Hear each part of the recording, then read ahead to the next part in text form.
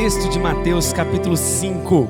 Abra a Bíblia, a palavra do Senhor, o Evangelho de Jesus segundo Mateus. Mateus é quem escreve, mas o Evangelho é de Cristo. Então o Evangelho de Jesus Cristo, segundo escrito por Mateus, capítulo de número 5. E a partir do versículo 13, irmãos, um texto muito conhecido, muito já sabido dos irmãos, Mateus 5,13, está escrito assim. Eu estou lendo na Nova Almeida atualizada, e a palavra de Deus diz: vocês são sal da terra. Ora, se o sal vier a ser insípido, como lhe restaurar o sabor? Para nada mais presta, senão para ser lançado fora e ser pisado pelos homens. Vocês são a luz do mundo. Não se pode esconder uma cidade situada no alto do monte. Nem se acende uma lamparina para colocá-la debaixo de um cesto, mas num lugar adequado, onde ilumina bem todos os que estão na casa. Assim brilhe também a luz de vocês diante dos outros, para que vejam as boas obras,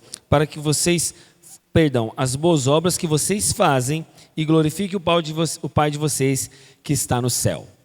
Uma palavra foi lida e ela será explicada. Vamos pedir para que o Espírito Santo de Deus nos ilumine no entendimento dessa mensagem, para que Ele aplique em nós e saímos daqui vivendo ela?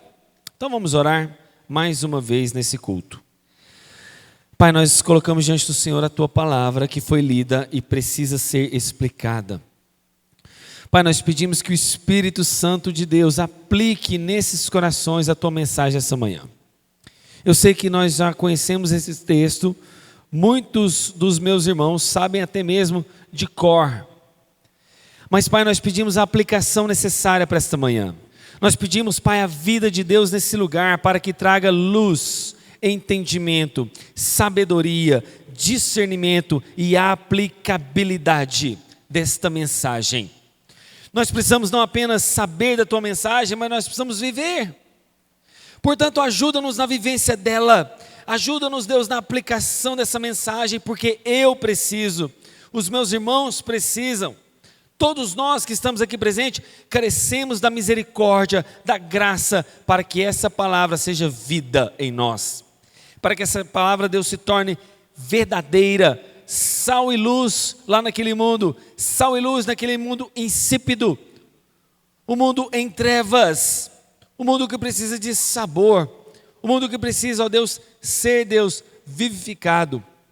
Nós sabemos que o mundo vai de mal a pior, é verdade.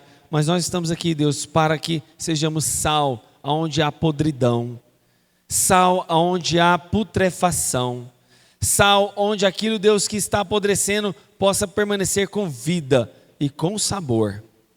E assim oramos em nome de Jesus. Amém.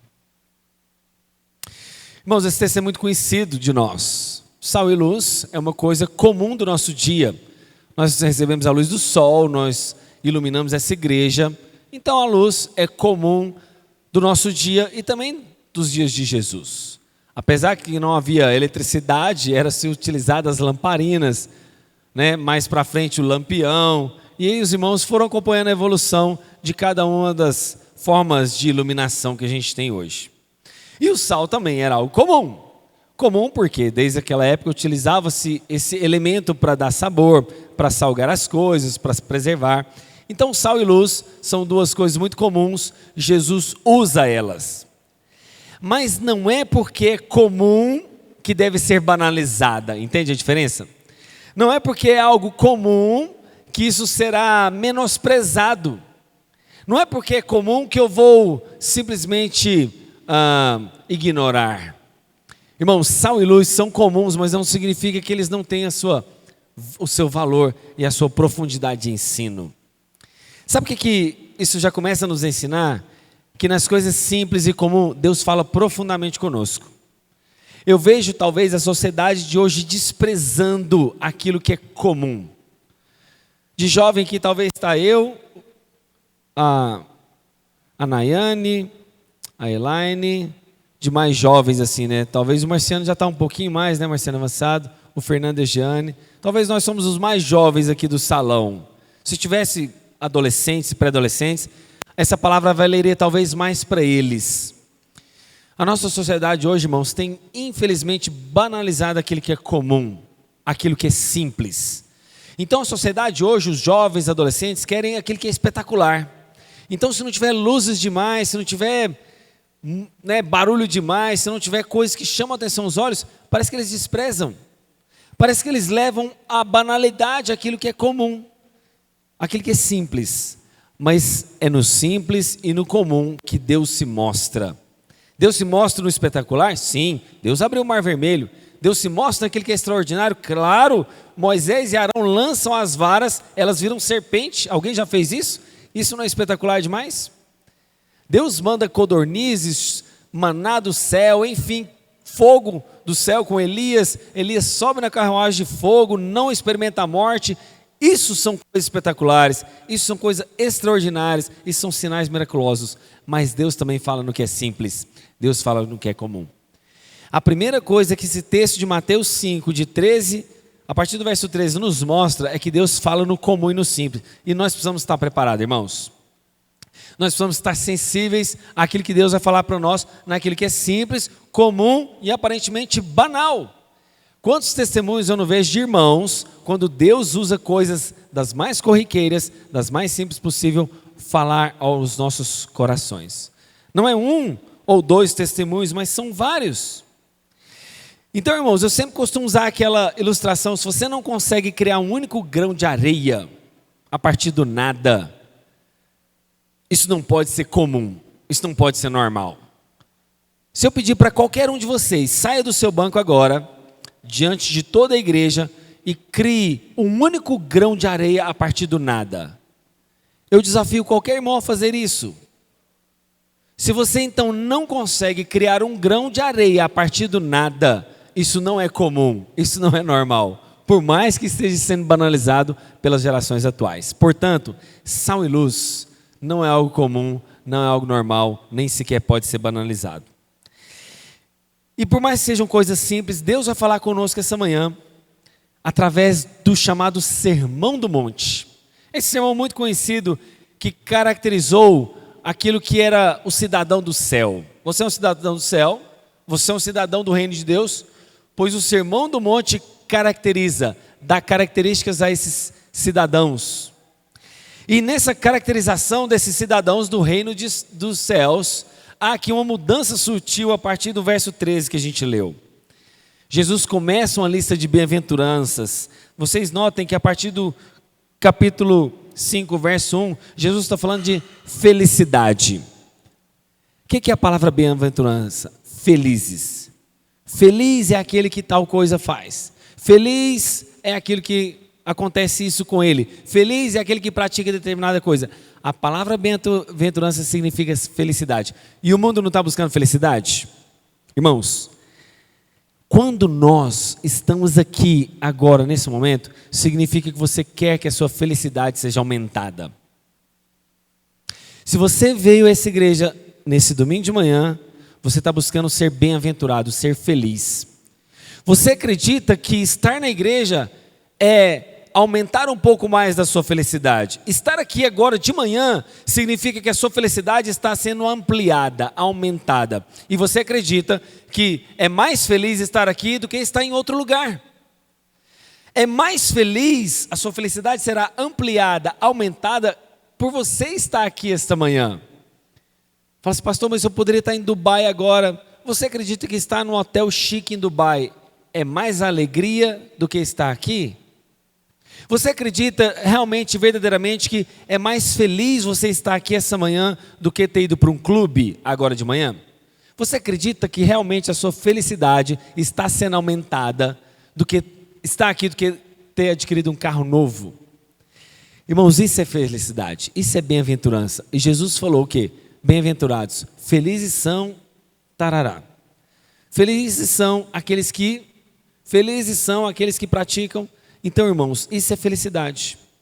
E nessa lista de felicidade, de bem-aventuranças, Jesus faz uma pausa, como uma espécie de mudança agora de pronunciamento, mudança de discurso.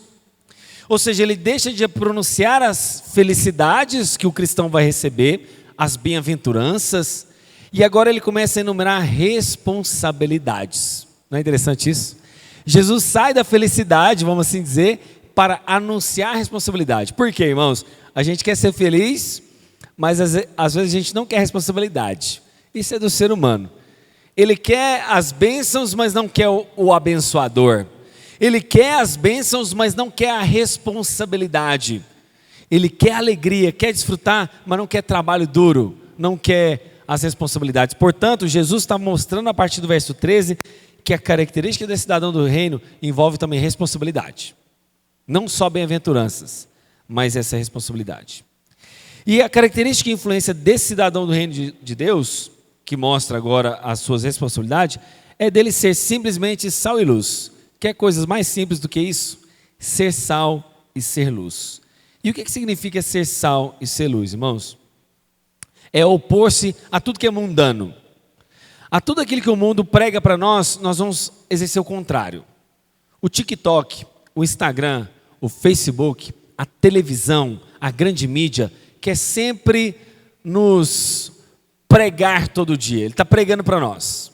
Então o TikTok vai lá e faz uma pequena pregação para você. A televisão, quando você liga, está pregando para você. Pregando alguma coisa mundana, secular. E de alguma maneira essas pregações vão impregnando o nosso coração. E a igreja então vai se tornando cada vez mais parecida com o mundo através dessas pequenas pregações que a gente está consumindo. O que é a televisão ver você? Como um consumidor, como um telespectador. O TikTok da mesma maneira, o Facebook. E o TikTok, Facebook, Instagram premia quem tem canais grandes, né? O YouTube vai lá e premia financeiramente. Por que essas pessoas só vivem o dia inteiro na internet, irmãos? Porque elas são consumidoras. E ao serem consumidoras, o YouTube vai lá e paga. Só para você ter ideia, um dos canais mais grandes do mundo, o dono dele recebe milhões. Igrejas pequenas que têm pouca visualização recebem, por exemplo, 3 mil por mês, só pelo fato de ter muitos inscritos no canal do YouTube e ter muitas visualizações. Então o YouTube, o Instagram, o TikTok paga, remunera esses criadores de conteúdo. E o que esses criadores de conteúdo estão fazendo? Pregando para a gente, pregando para os nossos filhos, pregando para nós. Só que nós, como sal e luz, vamos opor-se a essas pregações. A pregação que o TikTok, Instagram, Facebook, TV faz para nós somos o oposto do que eles estão pregando. Nós, como sal e luz do mundo, temos que fazer isso. E eu quero começar com o sal. Não foi isso que a gente leu no verso 13? Vocês são sal da terra. E o que significa ser sal? Sal tem algumas funções que eu quero falar para vocês nessa manhã. Primeiro, a metáfora do sal nos remete a oferecer sabor. O sal era usado no antigo mundo para dar sabor. Nós também. Mas o que a gente vai dar sabor, irmãos? Sabor a um mundo que é insípido. Sabor a um mundo que é sem graça. Sabor a um mundo que não tem sabor. E o mundo lá fora busca um sabor no sexo, mas ele ainda continua faltando um sabor. O mundo lá fora busca o sabor no dinheiro, mas parece que o dinheiro não sacia essas pessoas, porque quanto mais tem dinheiro, mais elas querem. E o mundo lá fora busca sabores em tudo que você pensar, dinheiro, poder, sexo, seja o que for, o mundo está buscando algum sabor, mas o mundo insípido lá fora só vai encontrar o verdadeiro sabor quando nós, que somos esse sal, espelharmos esse sabor para o mundo. Irmãos, o mundo está carecendo, o mundo é insonso, o mundo é insípido. O mundo está desgastado e cansado do pecado, porque o pecado adoece, o pecado escraviza, o pecado é sem graça. Mas a presença de Deus lá fora, manifestada por mim e por você, tem que salgar, tem que dar esse sabor. Porque quando Jesus fala dessa metáfora para os seus discípulos, ele queria exatamente que nós fôssemos o tempero da vida das pessoas. As pessoas olhassem para nós e pensassem assim: o que essa pessoa tem de diferente? Você já ouviu essa frase? Se você já ouviu essa frase, é um bom sinal. Um bom sinal de alguém olhar para você de forma diferente e falar assim: o que essa pessoa tem que ela chama tanta atenção num mundo rabugento, num mundo de pessoas sisudas, num mundo de pessoas truculentas, sem alegria? Pois bem, nosso irmão, nós não podemos ser assim. Nós não podemos sequer se parecer com esse mundo, truculentos, sisudos, rabugentos, sem alegria, sem sabor, sem vida. Mas para que esse sal faça a diferença, ele precisa sair do saleiro. Irmãos, do que adianta um sal acumulado numa tigelinha de vidro ou de plástico? Se você vai num restaurante, se aquele sal estiver pertinho do seu bife, bem coladinho com a sua salada de alface com tomate, não vai fazer diferença nenhuma. Se você pegar o sal que está ali retido no saleiro de vidro ou de plástico e encostar ele na comida, ele também não vai fazer diferença nenhuma. Você pode pegar o arroz, colocar o saleiro no meio aqui do seu arroz em volta, que ele não vai mudar o sabor. Para ele mudar o sabor, o que precisa acontecer? O sal tem que sair de dentro do saleiro. O sal tem que sair daquele recipiente. O sal precisa sair, ser transportado daquele recipiente de vidro ou de plástico e ser derramado sobre a comida para que ele venha ter sabor. Irmãos, a igreja é isso. A igreja não é esse prédio aqui de 4 paredes lindo, construído pelos nossos irmãos no passado, em 1997. Quando essa igreja é terminada em junho de 97, não começou esta igreja. Essa igreja começa com a reunião dos santos nesse lugar. O que adianta esse prédio todo se a igreja está fechada? Não é igreja, é um prédio. Se essa igreja não tem gente, não tem pessoas, não tem a presença de Deus, esse lugar é simplesmente um edifício.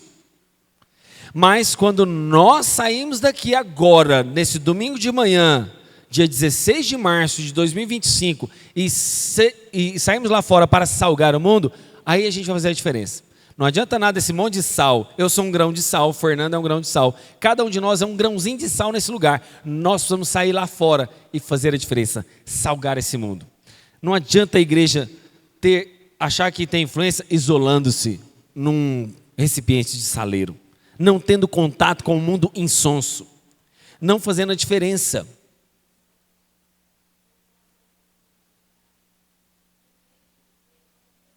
Exatamente. Não serve. Ele gruda, né, Silvia? Isso, e repor um novo sal, né? Exatamente, exatamente. Exatamente, Silvia. Não serve. Então, irmãos, não adianta nada se a gente não está salgando o mundo. O sal, então, do cristão é aquilo que a gente chama, irmãos, de fazermos a diferença lá fora. Eu sempre costumo usar a ilustração do barco. Um barco não é construído em alto mar. Um barco não é construído no meio do oceano. Um barco é construído em terra firme. Então você vai lá, constrói o barco, tudo mais. Só que um barco só tem a função dele se ele for lançado ao mar. Um barco só cumpre o seu papel, só cumpre o seu propósito se ele estiver navegando, se ele estiver transportando pessoas e cargas. Aí ele está cumprindo a função. Nós da mesma maneira. Nós somos esse barco que estamos sendo aqui construídos hoje aqui na igreja, estamos sendo lapidados hoje. Mas ao sairmos dessas 4 paredes, ao sairmos lá fora, nós vamos navegar no mundo. Como a gente vê biblicamente falando, a igreja influencia o mundo, mas o mundo não pode influenciar a igreja. Nós não vamos ser retirados do mundo conforme Jesus falou, mas nós vamos salgar este mundo insonso, insípido e sem sabor. Mas a segunda função do sal, meus irmãos, não é só apenas de dar sabor, mas retardar a podridão. Talvez uma das funções mais importantes do sal aqui nesse texto é conservar. Não permitir que apodreça. E os irmãos sabem aqui com toda plena certeza, por que a gente salga a carne antigamente? Por que a gente colocava isso? Porque não havia geladeira. Nessa época aqui, principalmente de Jesus, não tinha gelo, não tinha geladeira, não tinha como você refrigerar as coisas. Então eles eram preservados no azeite, como os irmãos sabem, né? Aquela carne de lata, né? Que é muito conhecida, né? A carne ali na lata do porco. Então você matava o porco, né? Tirava ali a banha dele, dissolvia naquela gordura e preservava ali de repente algum alimento, comida, né? A famosa carne de lata. Mas não só o azeite, o óleo aqui, o contexto aqui na verdade é o sal também, né? Então você usava o sal, esfregava o sal na carne para preservar, para evitar a podridão, para evitar que ela apodrecesse. Então, irmãos, o sal tem a função de quê? Não só de dar sabor, mas de evitar a podridão. E o mundo lá fora é isso, irmãos. O mundo lá fora é podre. O mundo lá fora está apodrecendo, está deteriorando. A gente não vai impedir que o mundo se apodreça. Você sabe por quê? Jesus vai voltar. O anticristo vai se levantar. Isso vai acontecer, mas até que isso aconteça, nós somos o freio do mundo, com muitas aspas. Através do Espírito Santo habitando dentro de nós, nós vamos frear o pecado do mundo. Por isso que quando a igreja começa a pecar, começa a se parecer com o mundo, começa a apodrecer por dentro, que diferença faz da gente lá fora? Se nós também estamos apodrecidos, se nós estamos na verdade com os mesmos pecados do mundo, nós precisamos salgar essas pessoas, evitando a podridão delas. E exatamente isso que aconteceu, irmãos. A sociedade ocidental é isso, construída sobre bases cristãs e judaica para que ela não se destrua. Mas o sal tem uma terceira função, que é de antisséptica. O sal também, meus irmãos, não sei se os irmãos sabem, mas o sal tem propriedades antissépticas que matam bactérias. Se você, por exemplo, tem uma infecção de garganta, você pode usar uma água morna, colocar sal, gargarejar, que aquilo ali vai matar determinadas bactérias.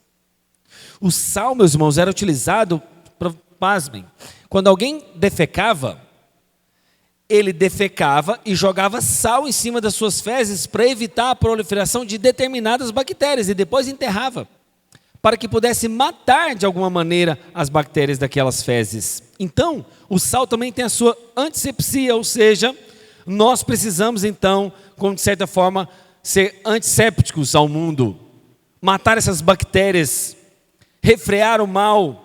A igreja tem esse papel no mundo de influenciar para que não galope uma corrupção desenfreada. Irmãos, não pense que esse mundo vai cada vez melhorar. Esse mundo vai de mal a pior e nós precisamos ser esse freio dessas bactérias mundanas, dessas podridões carnais que estão por aí. Quarta e última função do sal, ele provoca sede. Os irmãos sabem, quando a gente come alguma coisa muito salgada, né, na noite anterior, você acorda de madrugada e quer beber água.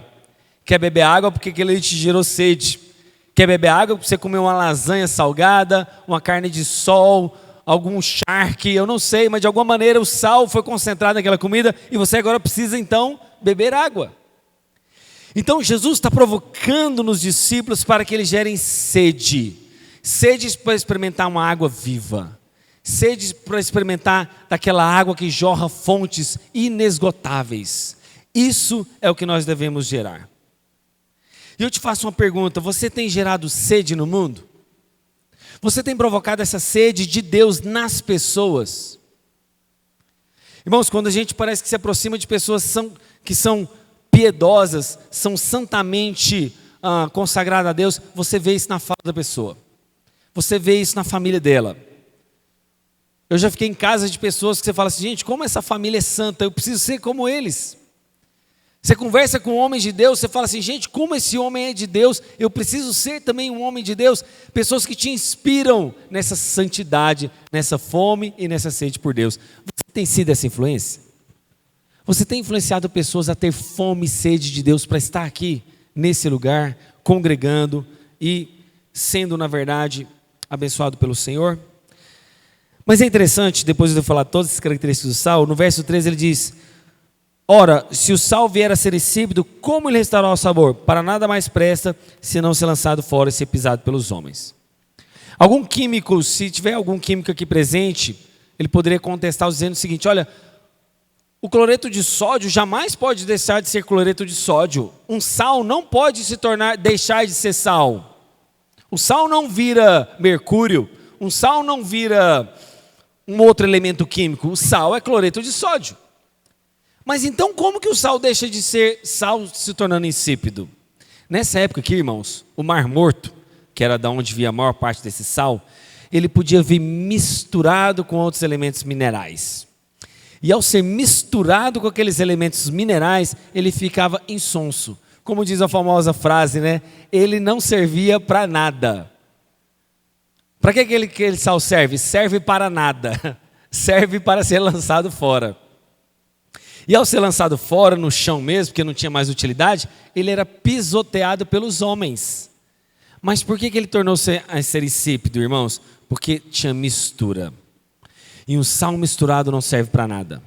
Você não pode pegar aquele sal, misturar em determinados elementos químicos e tentar temperar sua comida, que ele não vai servir para nada. Ou seja, irmãos, o que quer dizer isso para nós? Quando nós nos misturamos com o mundo, nós deixamos de salgar o mundo. Quando a gente tentar ser mais parecido com o mundo, nós vamos deixar de salgar ele. Por que você acha que tem menos gente aqui do que um clube agora? Se a gente pegasse essa igreja agora, irmãos, e transformasse num grande salão de eventos, sei lá, de alguma entidade social, e encher. Se a gente pegasse essa igreja e transformasse ela num grande salão de eventos que se espelhasse no mundo, ia encher.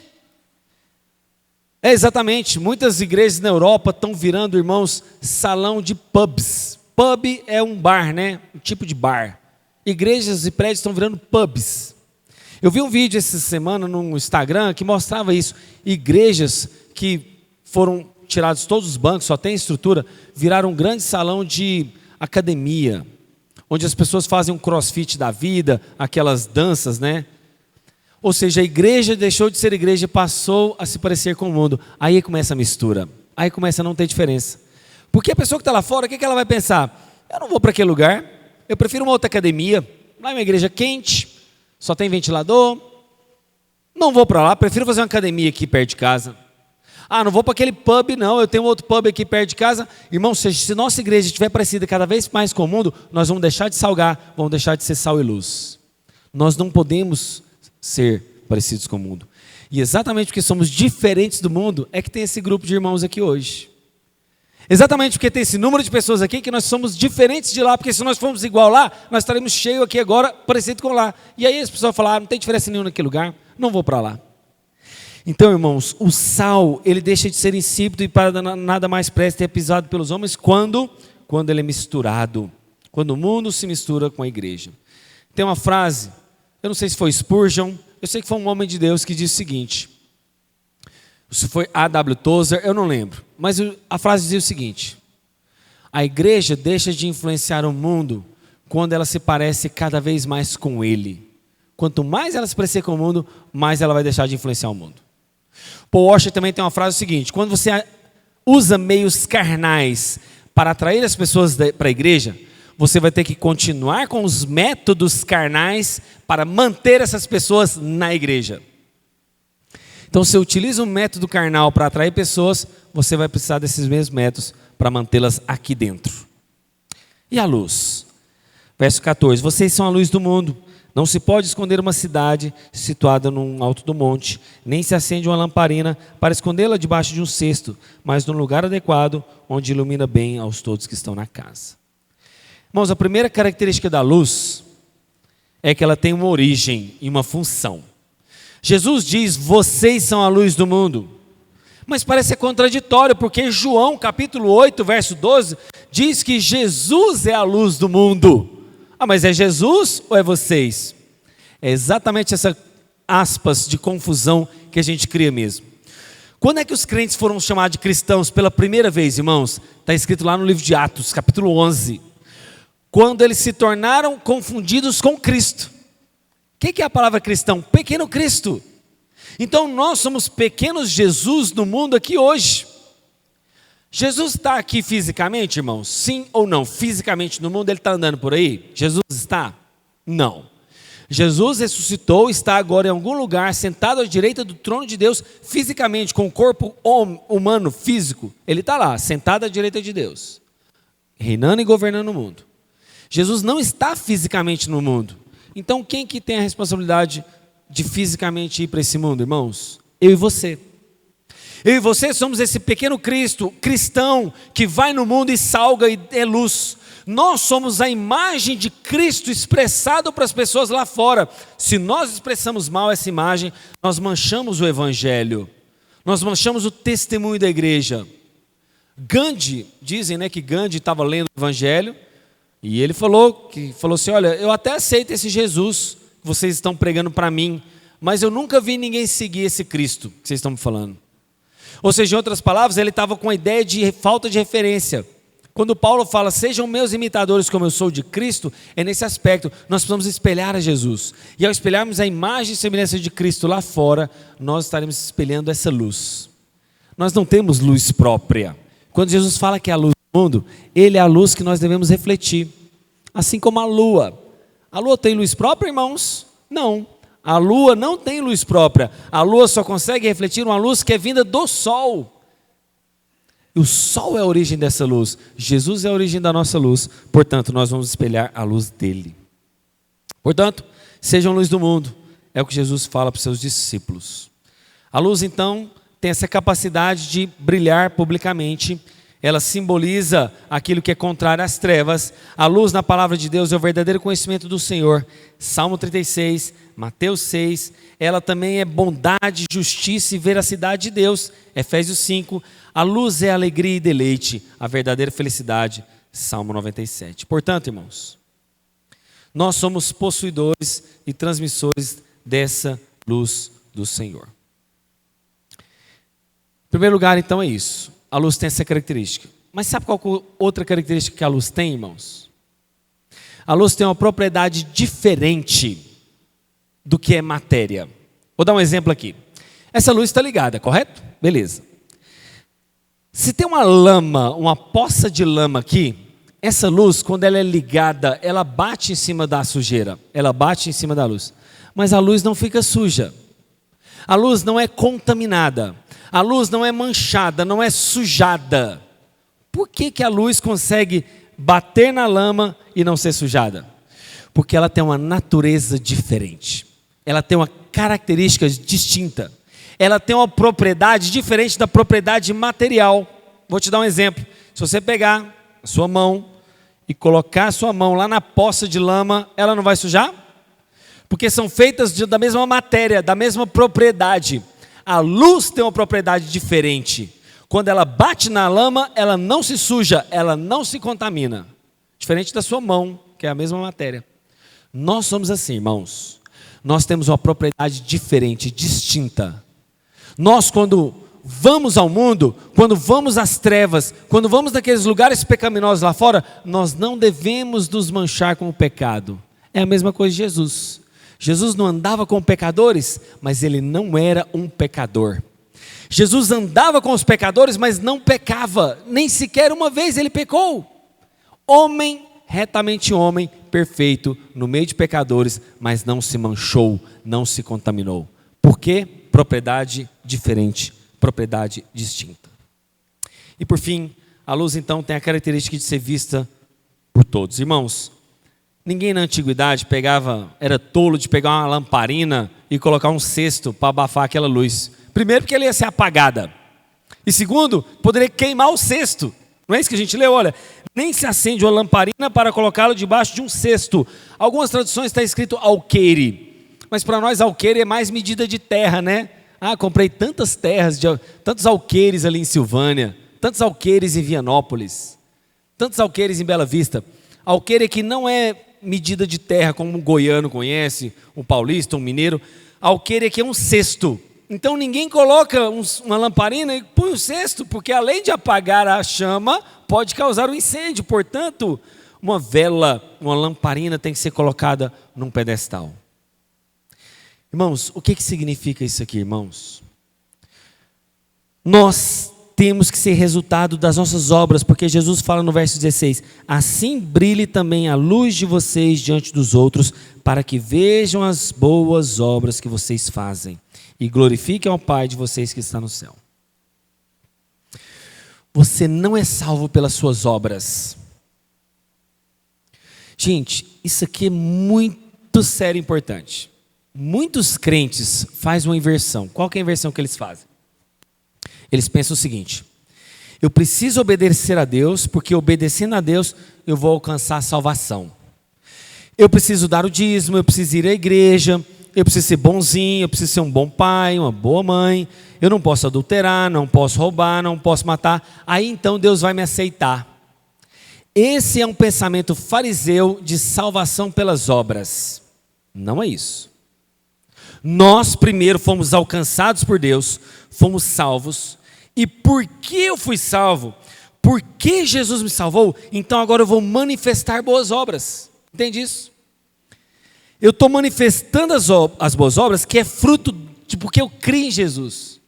Eu manifesto as minhas boas obras, eu sou sal do mundo, eu sou luz nesse mundo, porque eu estou manifestando aquilo que eu já fui alcançado por Deus.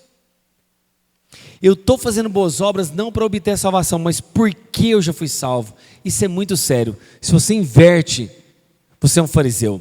Se você inverte essa ordem, você é salvo pelas suas próprias obras. Você está buscando salvação, e quando você busca salvação pelas suas obras, quem é o salvador da sua vida? Você mesmo.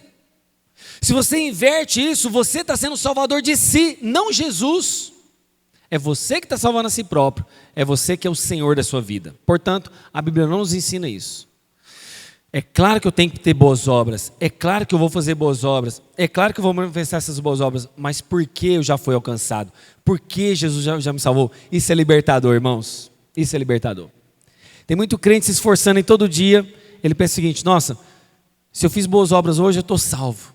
Nossa, amanhã eu fiz más obras, não estou salvo. Nossa, hoje eu estou salvo porque eu fiz isso, então eu agora obtenho a salvação. Nossa, semana passada eu pequei, talvez eu não estou salvo. Irmãos, essa inconstância sentimental, essa montanha russa de sentimentos, não é a vontade de Deus. Por que não é a vontade de Deus? Porque você não é salvo por você. Você é salvo por causa de Jesus, que fez uma obra perfeita no seu lugar. É para isso que você é salvo. E essas obras são manifestadas lá fora. Mas por que elas são manifestadas? Para você receber um tapinha nas costas e falar: nossa, como você é bom, hein? As boas obras de plantação dessa igreja é para eu receber a glória, irmãos? É para eu receber um tapinha nas costas e falar: pastor, mas você é bom, hein? Você é bom para plantar a igreja, hein? Você é bom para revitalizar a igreja. Não!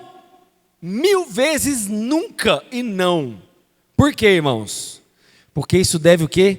Glorificar o Pai, não é isso? Olha, assim brilha a luz de vocês diante dos outros, para que vejam as boas obras que vocês fazem e glorifique o Pai de vocês que está nos céus. Irmãos, as nossas boas obras não é para você ser exaltado. Deus me perdoe, eu vou abrir um grande parênteses aqui.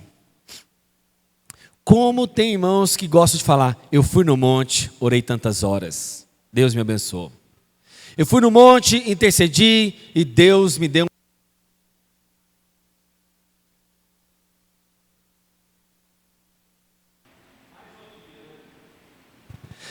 Irmãos, obrigado, Marciano. Irmãos que vão no monte e oram, né? E Deus os abençoa. Ou então vai numa cruzada evangelística e prega e fala assim: nossa, como muitas almas foram salvas por meio de mim, eu sou o cara.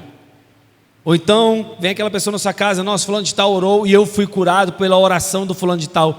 Irmãos, as nossas boas obras é para glorificar a Deus. E Deus fala na sua palavra que a glória só pertence a Ele e a homem nenhum, e que Ele não permitirá que a sua glória seja roubada. A glória que pertence a Deus é exclusiva dEle. Nós fazemos boas obras não para recebermos elogio de ninguém. O elogio não deve vir do pastor.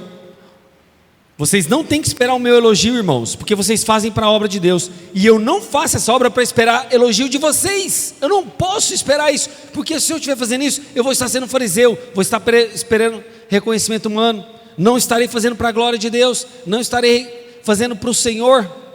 Portanto, cada boa obra sua é para espelhar a Cristo. Se você faz boas obras, é por causa de Cristo, é apesar de você. Amém? Vamos orar.